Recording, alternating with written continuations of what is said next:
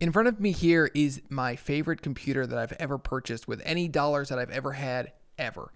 This is the greatest laptop I've ever owned, and I want to talk to you about why, if you are considering buying one, why you 100% should in 2024. The story about why I bought this computer was because I was a Windows fanboy for the last 4 years. I used a Windows computer every single day to edit videos for YouTube, for clients, whatever it may be. And I got to a point where it was crashing so consistently on me, and I was in the middle of wedding season, and I just didn't have the time to troubleshoot the Windows computer. So I just bought this laptop kind of on a whim, I had some money extra from the weddings, and this is a business. I need the tool needs to work. So I kind of just went out, bought this laptop. I bought it used. I believe I bought it for $1,200, which is, this laptop for $1,200, that's the greatest deal I've ever had on anything, even though it wasn't that insane of a deal. That's why you buy computers used, though, because I got this for half price off of what you would purchase it brand new.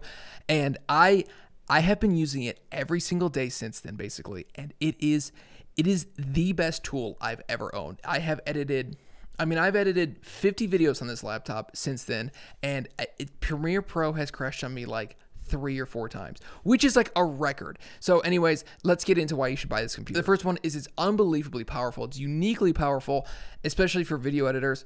I'm a video editor and I'm a photo editor. I'm sorry. I know a lot of people want me to know how Xcode works in this thing. I wouldn't even know how to test that. So it's uniquely powerful in the fact that the M1 chip that's inside of this, the M1 Pro chip that's inside of this, can handle whatever I'm throwing at it. And this thing has literally never gotten hot. I mean, it's gotten hot sometimes when I'm exporting a big video, but it just chews through edits so easily. The computer just is never in the way. It's never stuttering. It's never stopping. It's never catching up. It's always there. When I hit play, it plays. And that's how my Windows computer was, which is why I love my Windows computer so much. And I've never had that in a Mac laptop, but this Mac laptop is just, it's insane how powerful it is. I love the silicon that Apple created. I know that if it breaks, we're screwed, and I'll talk about that later. What they made with this laptop, they made this laptop way too good. I'm going to use this laptop for the next 3 years probably because it's so powerful. I mean, I'm chewing through 4K 10-bit footage like it's nothing, like it's lunch. Like I'm Big Timmy, and the timeline in front of me is a cake, is a donut. I'm chewing through it. That's what this computer is doing. It's chewing through it like Big Timmy at lunch. So I love that. It's crazy powerful. The next is the screen is so good. I have a nice ultra wide that's older. I have a hard time putting money into screens because I've always to me, it's like, well, you can see the video. I mean, the colors are sort of important to me. It's like you're telling a story. The colors matter a little bit, but at the end of the day, I'm just trying to tell a story. I don't really need the colors to be 100% amazingly accurate. The screen on this laptop is so unbelievably crisp. It's got the fast refresh. The blacks are incredible. It is seriously like the best display I've ever used. So what I do is I'll edit on the monitor while this is plugged in, and then at the end, I will be sort of watching the video back on this monitor on the screen on the laptop because it just looks so good and it's so accurate and it's just so pretty that I have to watch the video back just because I can check the colors now on an appropriate monitor that demands that. So that's one of the benefits of having a laptop is you get a screen with it. You get speakers, screen, keyboard, mouse. You get everything with it alongside of it. Wi-Fi, Bluetooth, whereas Windows computer, if you build it yourself, you first of all, you have to install Windows, you got to sort of troubleshoot a lot of things, but also you have to bring everything else. So this computer, it cost me $1,200, and this is actually probably cheaper. It may be a little bit more expensive than a full Windows setup, but it's really not that much more expensive than a full Windows setup because I don't have to buy a monitor, I don't have to buy a keyboard, I don't have to buy a mouse, I don't have to buy a lot of things that I would have to buy if I was building a Windows computer. Obviously, I'm not going to get in a fight about that. Do whatever you want. I mean, I loved Windows. I miss Windows because of the upgradability, which we'll get to later. But next, the keyboard on this thing is amazing. The trackpad's amazing. Apple has nailed their trackpad physics. They nailed it years and years and years ago. Apple nails the things that really matter to a user experience other than like upgradability and reliability and like serviceability. Other than those two things, Apple typically just nails the user experience. The trackpad is it's the best trackpad. There is no trackpad that can even come close to the precision, accuracy, usability. The trackpad just works how I feel like it should. Every time I move it, it goes exactly where it should go. It doesn't jerk. It's smooth. However they do this magic with the trackpad, it's been amazing for the last 10 years. It'll continue to be the best trackpad on the market. Nobody will ever catch Apple. It's just that good. The keyboard It's really good for a laptop MacBook keyboard. I was using a 2018 MacBook Pro for the longest time, and that keyboard, like the key travel is like 1/4 of a centimeter. So this keyboard is really good for me, but I'm not like a keyboard snob by any stretch of the imaginations. I type a lot on this computer, and it's way better than typing on the 2018 MacBook Pro. The 2018 MacBook Pro never really bugged me that much, the keyboard, just more the reliability of the keyboard and potentially having things fall into it and completely break the computer. That was a bit of an issue, but other than that, little tiny baby issue, the keyboard on this thing is amazing. The key travel is great for a laptop, for a MacBook. Obviously, these are all for a MacBook. You're watching a MacBook computer, like review video. If you're going to come at me with, well, Windows computer could do this, this, and this, what are you doing? Stop wasting your time. Go watch somebody that likes Windows computers more than I do. Next is the thing I use my computer most for, which is managing this YouTube channel, managing my other YouTube channel, managing my wedding business, and doing all the things that are required on that. This computer shows up every single day. Every time I open it up, it turns on every single time I need to edit a video or record a video or whatever it may be. It is reliable. It never shuts off on me. I was having a ton of problems with my Windows computer. You can see that linked here or here, and it was shutting down on me a lot, and I love that computer a lot, but and I've made a lot of great movies on that computer, so I haven't gotten rid of it. I just haven't fixed it yet because this one shows up for me every single day. When I open it up, it's there, it turns on, so the reliability is just unmatched, it's unparalleled, and the power and reliability combined together, it's really unmatched, unparalleled, and Apple hit this one out of the park. I mean, it's a greatest computer I've ever owned. Next is the ports. I'm not going to give Apple all this credit for putting ports back on that should have been on years and years ago. I think it's kind of nice. I think the nicest one is the SD card port because that's the one that I use the most. When I shoot on a camera like this, I'm always offloading and uploading data. The old ports never really bugged me. I always had a dongle. I knew that was just a necessity to have at all times whenever I was leaving the house with the MacBook.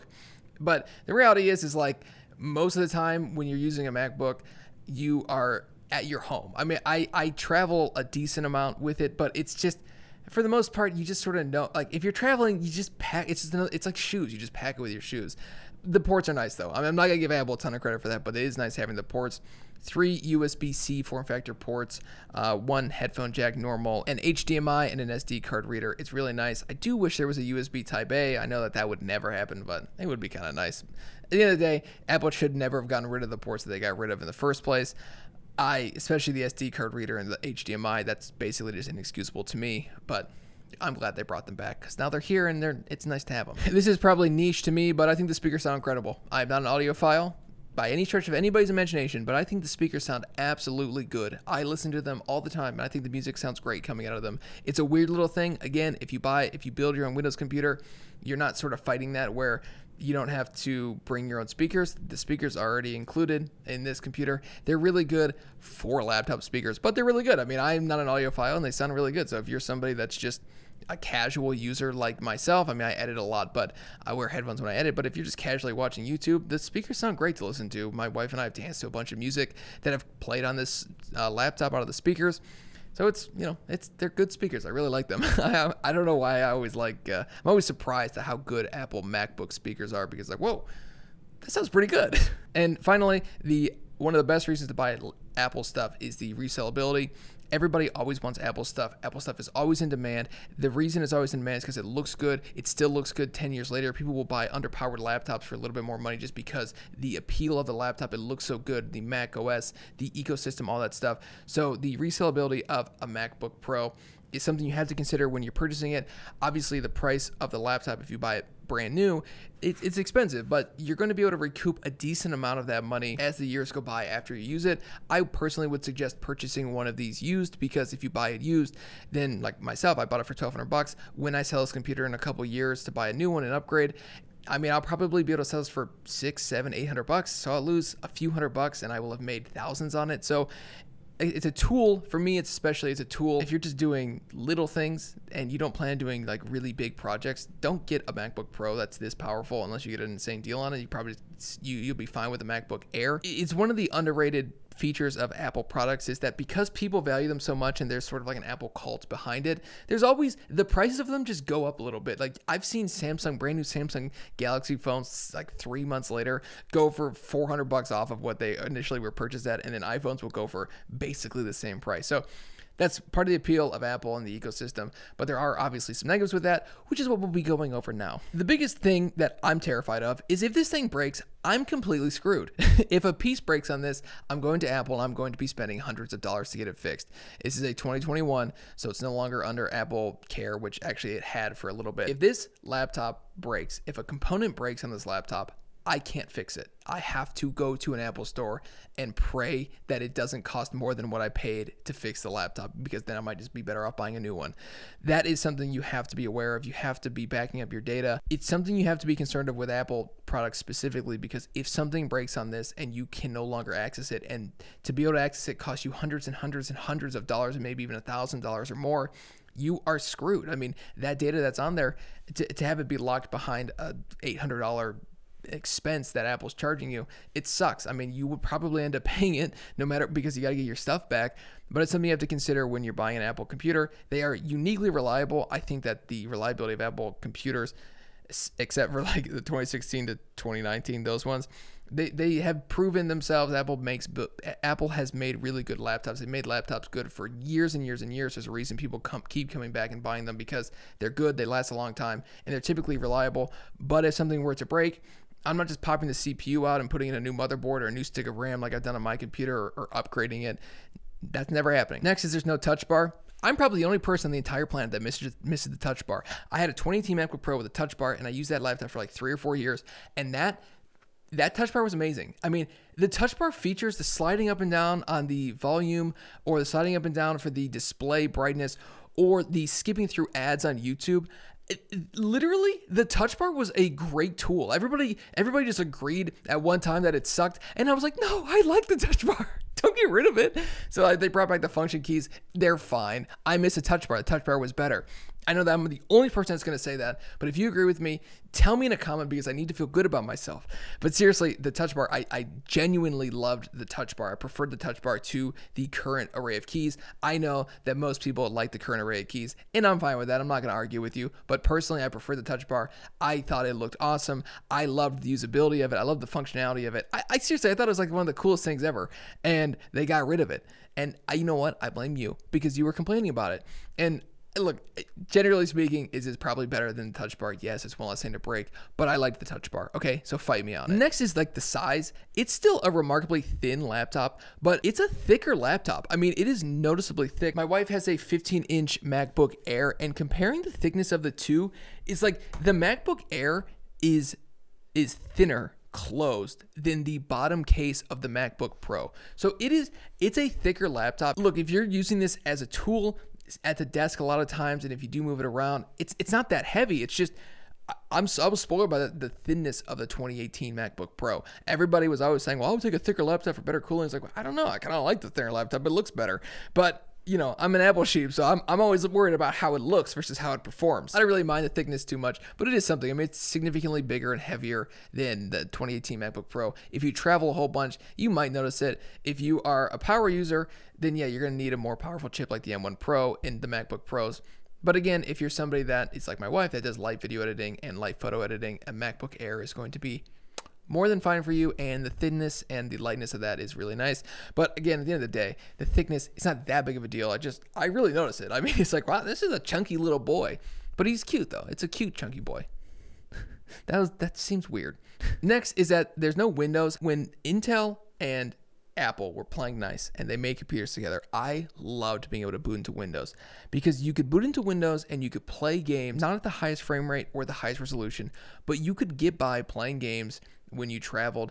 You had a MacBook that could legitimately play AAA games. You just had to crank down the settings. I understand that, but I could play with, I traveled a lot and played with my friends on Call of Duty Warzone. I did that several times with my MacBook Pro. And you can't do that anymore with this MacBook Pro, because it's an M series, it's Apple Silicon, ARM based, whatever it may be. So you can't dual boot into Windows, which sucks. Like, to me, that sucks, because Windows is good for some things, and I like it. I mean, I still have a Windows computer, because sometimes Windows is just better at getting the job done than Mac. And so I I wish that that was a function that they would bring back somehow. I don't know. I mean, maybe one day I guess they could one day potentially bring it back. I don't think it's ever going to happen. I know you can use parallels, but it's not the same. I want to be running it on the computer. I want to hold down options and I want to go to Windows as opposed to boot into Mac OS. That's a little complaint for me, but it is what it is. It's part of the landscape and part of the territory when you go with the M series chips. So in review, if you are buying this laptop, it's a great buy. You're going to love this thing. I mean, you seriously, if you have used Apple laptops in the past, you are going to love this thing. If you are maybe your first time using an Apple laptop and you're a little concerned, you're going to love this thing. There are so many amazing features with this laptop. There are a few nitpicks that I personally have, but I mean, seriously, this laptop, you can't go wrong with this thing. I wouldn't even suggest buying an M2 Pro or an M3 Pro. Just get the M1 Pro. It's more than enough. I promise you, whatever you're doing, it should be more than enough. It's incredible how it just rips through video editing, photo editing for me. The only thing I would personally change is I have 1 terabyte and 16 gigs of RAM. I would have tried to find 32 gigs of RAM. At the time, I was just trying to rush and find one, and I found one, a good deal, but I couldn't find one for 32 gigabytes. That's probably my only nitpick, is I would have bought 32 gigabytes of RAM as opposed to just the 16 gigabytes of RAM. Of course, you're not upgrading that ever. So that's something to consider if this is a laptop you plan on using, especially to make money on. I mean, look, you got to invest in tools. A carpenter is going to buy a better drill because they use a drill every single day. And if you're somebody that edits videos or you're compiling apps or whatever it may be on your laptop, you just need to have the right tool for the job, and a reliable tool and a powerful tool. So don't be afraid to buy a more expensive tool. I am obviously the first person to tell you to save a few bucks, which is why I'm telling you to buy it used. But again, these are tools. We're trying to use them. We're trying to generate potentially money from them or generate whatever it may be. So those are the things that I would think of if you were considering buying this laptop. It's an amazing machine. I mean, I could go on and on about this thing for days and days and days. I have to stop the video at some point because I don't want you to fall asleep. So thank you guys so much for watching the video. I will see you in the next one. This has been Scott with Techno Eclipse. Peace out.